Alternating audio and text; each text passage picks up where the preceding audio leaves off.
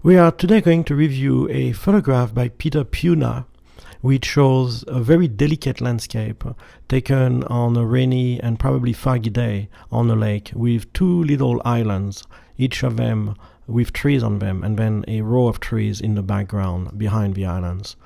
The first thing that came to mind when I saw this photograph is that I was looking almost at a bonsai composition, that these were not real landscapes, but these were actually, made landscapes, bonsai trees, probably all arranged in a pond perhaps. But of course it is a real landscape. These rocks are real, these trees are real, and they are full size. They are not miniatures like the bonsai trees. But it does have a Japanese feel. The light is very soft, very diluted, very hazy, and we have a very good sense of depth because the foreground tree is darker than the mid-ground island, the second element in the scene. That's darker than the background trees, which are darker than the sky, which is pure white. And we also have a good spread between the top of the trees and the top of the image, and because the bottom of the tree reflection and the bottom of the image, which is even. This here is the same as this here, which is good.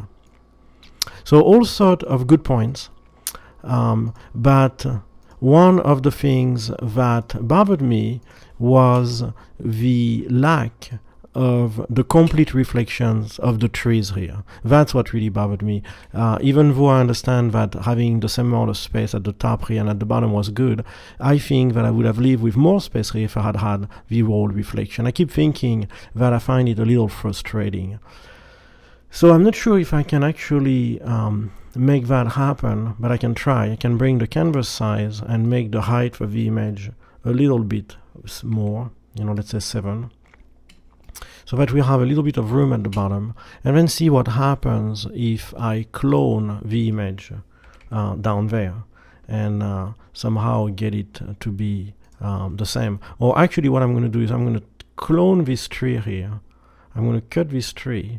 I'm going to copy it. I'm going to paste it. I'm going to drag it down there, and then I'm going to rotate it.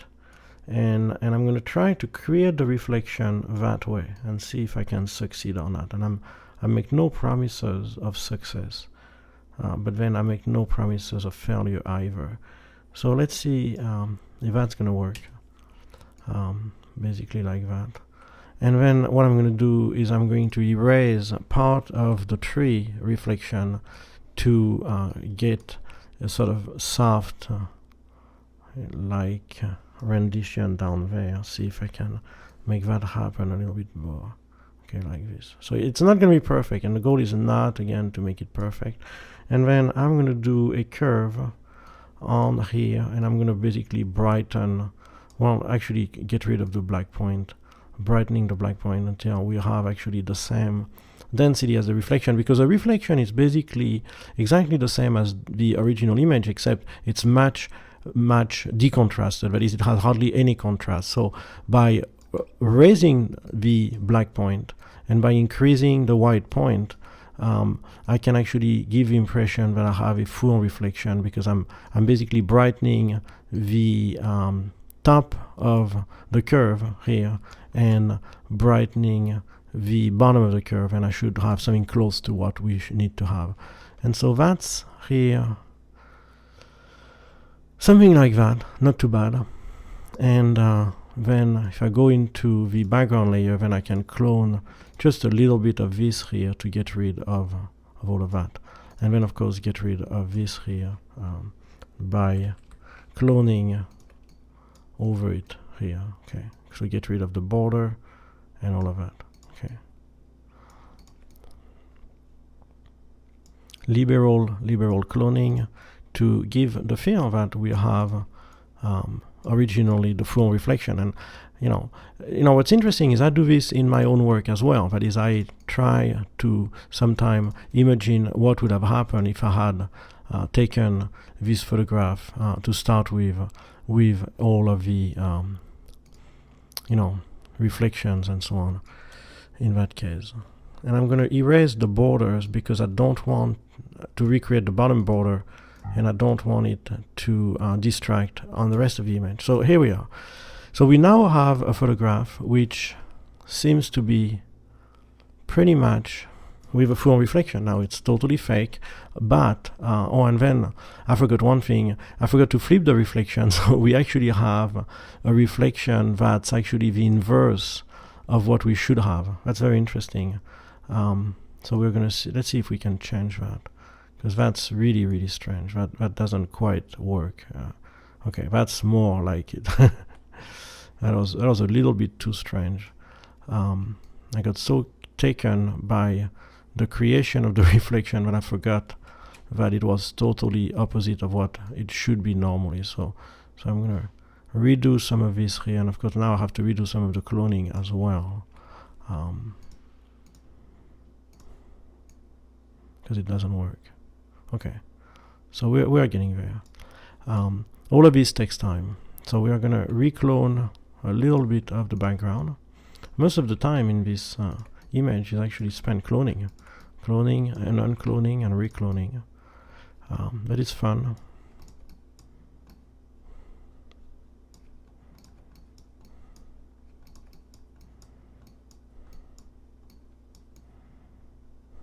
Okay, and then here I'm going to clone a little bit here to make it even.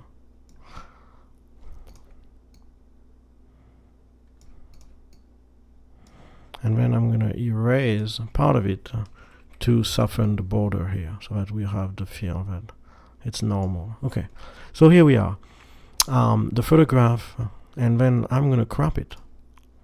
Okay, I'm going to crop it like this to get rid of whatever I don't need. Okay, here we are. That was fun. That was interesting.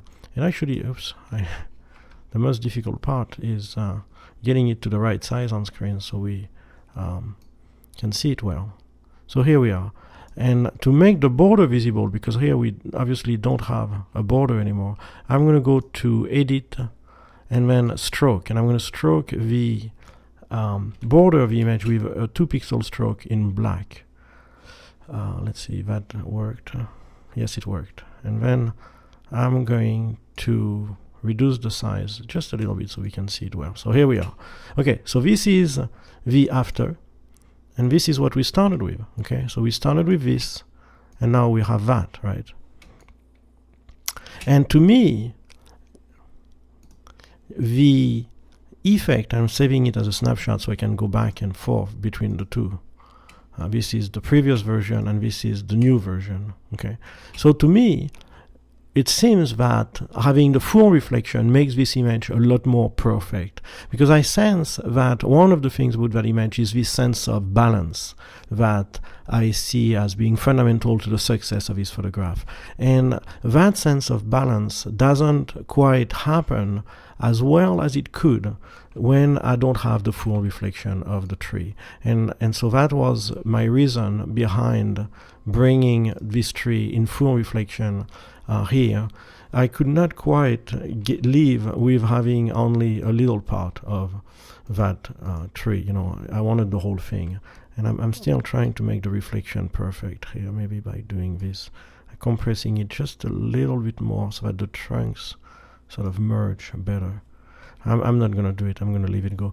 Yeah, so I wanted to have this reflection complete. And to me, it seems that this photograph is now just as perfect as I can make it. And to be honest, if it was my image and I could not go back and all I had to do was this, I'd probably try to clone this the way I did, flipping the original into the water, and work on it as long as I had to in order to make it perfect. And I think it can be done. I did not quite get it here, but I think if I worked on it a couple more hours or a couple more days, I would definitely get it right. And I would achieve this sense of balance, that it's a world that's almost a perfect world, where everything is balanced, everything is perfect. And having to cut off half of the reflection makes it, to me, go against that idea, that concept, and really bothers me. And so I really, really want to perfect this world even further by making this reflection whole. And besides that, I have no other problem. The image is very light, but you know, that is a high key image, meaning an image in which there is no shadows or hardly any shadows. We have a little bit of a black area here, but it's very, very light. You can see it better if I use white color. And it might not be pure black. And we also have, of course, a little bit of shadows onto the trunk of the trees. And the way to know if we have a pure black is by reading the curves and seeing if we have a black point. And we don't really have a pure black. That would be a pure black here. And maybe we could do that, but I like the very soft quality of the image. So it's a high key, meaning all the tones are in the high tones in whites and grays, and there is no pure blacks, there is hardly any shadows. And just enough contrast to define what's in the foreground, background, and middle ground. A very beautiful image, which I think needs that full reflection to really, really go on to becoming an even better image.